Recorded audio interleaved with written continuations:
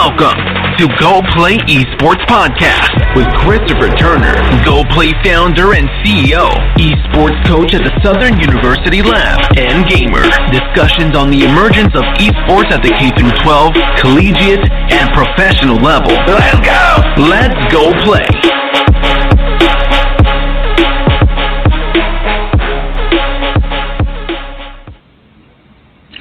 Hi, this is your host, Christopher Turner. This is another episode of Go Play Esports. By now, you should know what we discuss, what we cover, and today's no different than any other podcast. We have a guest today. We always have a guest. We enjoy having them, enjoy interviewing them, and telling their story. So without further ado, let's get on with the order of things.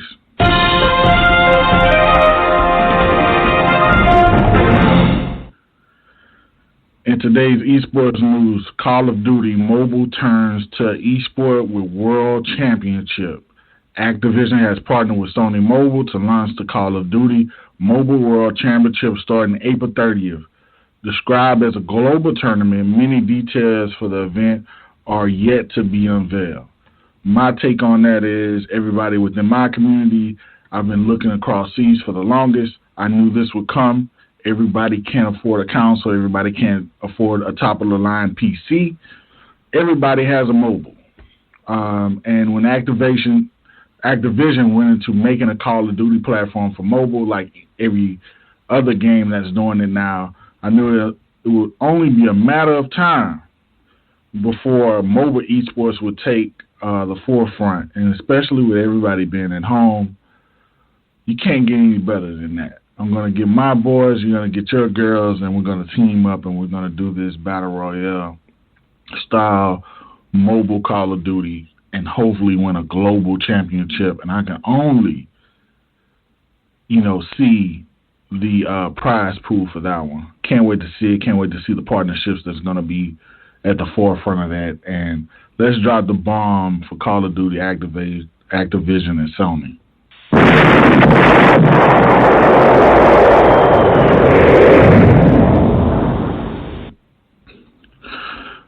Today's guest is a member of the Esports Bar Association, and he's building an esports legal practice in his law firm in Dallas, Texas.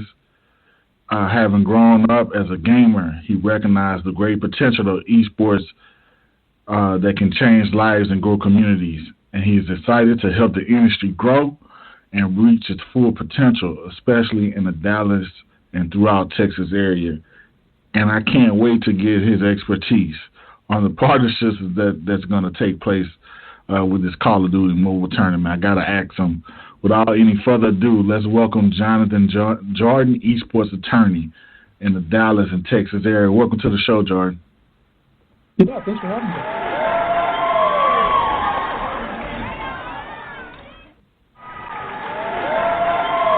So,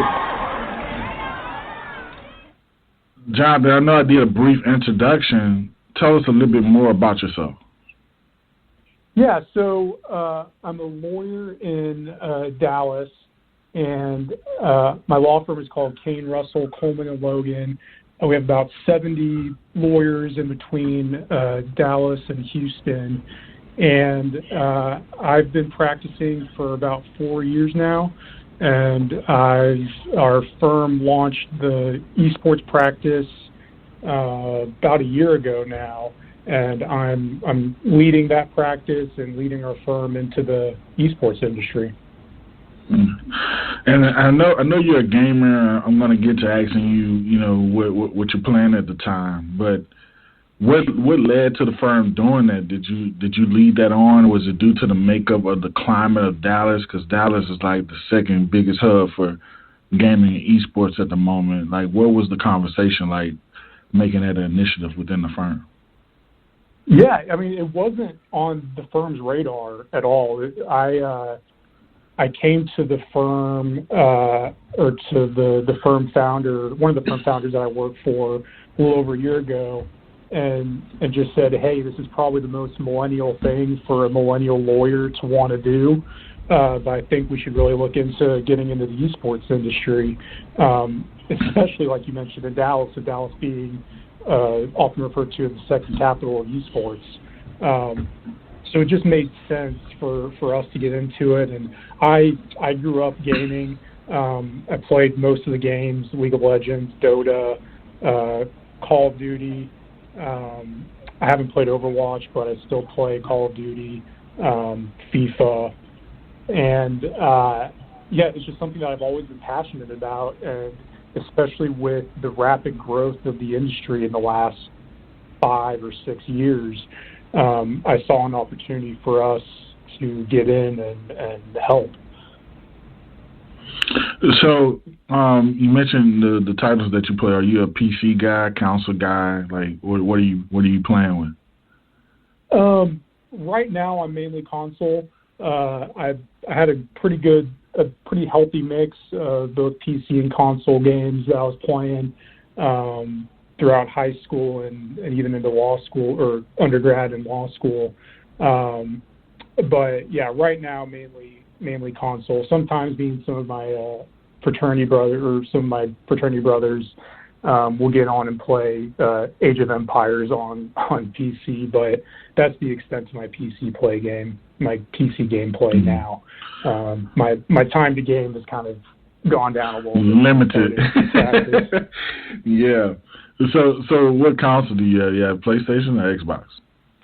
I've always been an Xbox guy. I think the last time I had a PlayStation was PlayStation 2. Got it. So yeah, I'm Xbox through and through.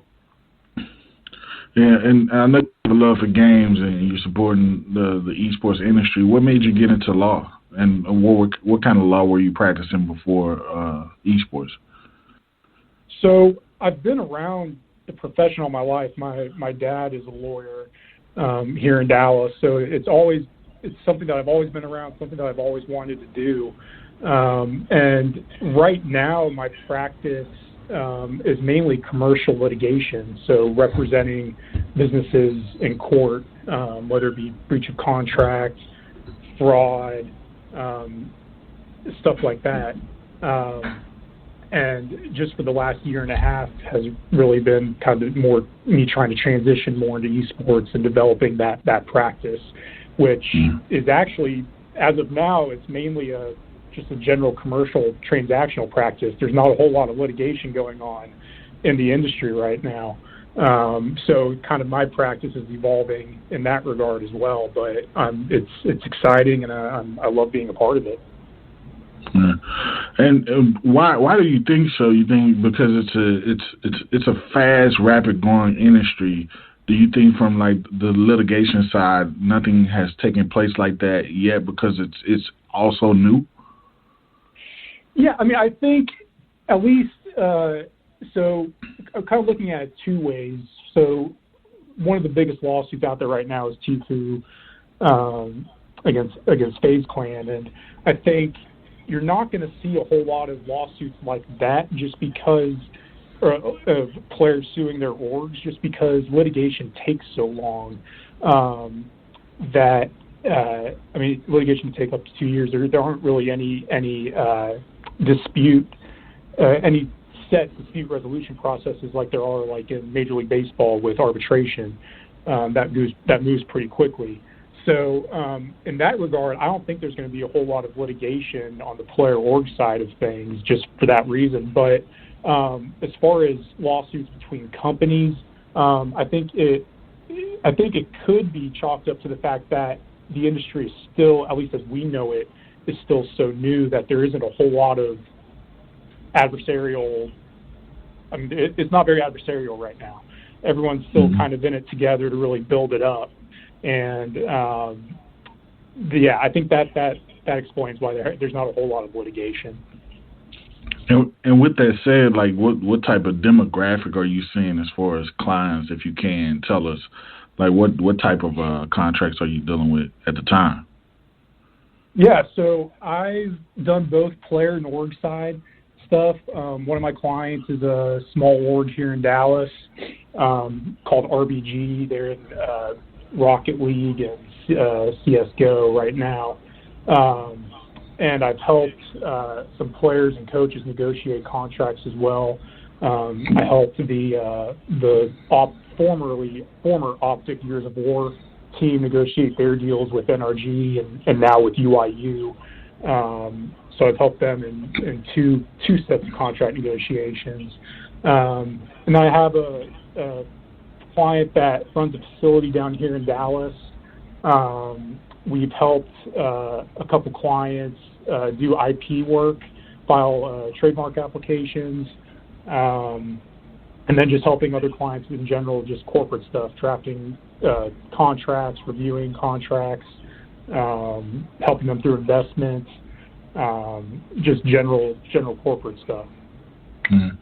And you know, I'm familiar. I've had some, and still do. I have some LLCs in place, and I've been like you've been being around law all of your life. I've been around the music business, and I feel like you know the structure of things within esports is similar to the music industry. I tell people all the time, if you learn the music industry, you can operate on any type of platform. Can we go into kind of like detail? You mentioned that small org. Can you kind of walk us through the process of what that would look like from like an org standpoint and from a player standpoint? I think people would be curious to know how that structure would be. As far as kind of what our representation looks like? Yes. Yeah, I mean, so for our org client, for example, I drafted their standard player contract for them, and I review influencer contracts that they go through, contracts with vendors, sponsorship deals. I review all those, and I help them negotiate as well if needed. And then we also help them draft their company agreement. You mentioned LLCs. We help them draft their LLC agreement, help them through the onboarding of investors for their org. And that's really mainly it right now. We have the capability of helping them with player visas as well. One of our lawyers in our firm has a lot of experience on the traditional sports side doing player visas. So we anticipate helping them with that in the future. And then helping them with any, like I said, any trademark applications, whether it be for their logo, for their name, stuff like that. And then on the player side, just helping them negotiate against the orgs, helping them negotiate favorable terms into their contracts. I actually, for the Years of War team that I helped out, the first time they negotiated with NRG, there were some clauses that I put in that I negotiated into that contract that actually turned up in the original contract that their new org, UIU, sent us. So I was able to see some fruits of my labor as far as some terms that I negotiated being now incorporated into the standard contract that other orgs are using. So that's been really encouraging that I've been able to make a difference in that regard, in helping not just my player clients, but also just players in general by having those changes made in those contracts. I'm glad that you mentioned that, because that was going to be one of my next questions. Like, how important is it to seek out legal representation? You know, we're speaking on like a player side, and not locking themselves in for the long haul and being able to renegotiate and putting their self first. Yeah, I think it's hugely important. And even I draw a distinction also between seeking legal help and seeking help from agents, because a lot of agents that are currently out there don't have legal backgrounds. I actually, when I was representing my org client in negotiations with some players that they were bringing on, their agent was not a lawyer. He didn't have a legal background, and he didn't understand some of the changes that or some of the provisions I was pushing for in the contract. So I think it's hugely important that players have legal representation, or at a minimum understand the legal ramifications of some of the core provisions that are seen in most of the contracts that are out there. And we can go into detail on some of those provisions, but I think especially with players being so young, they're not as experienced in reviewing contracts.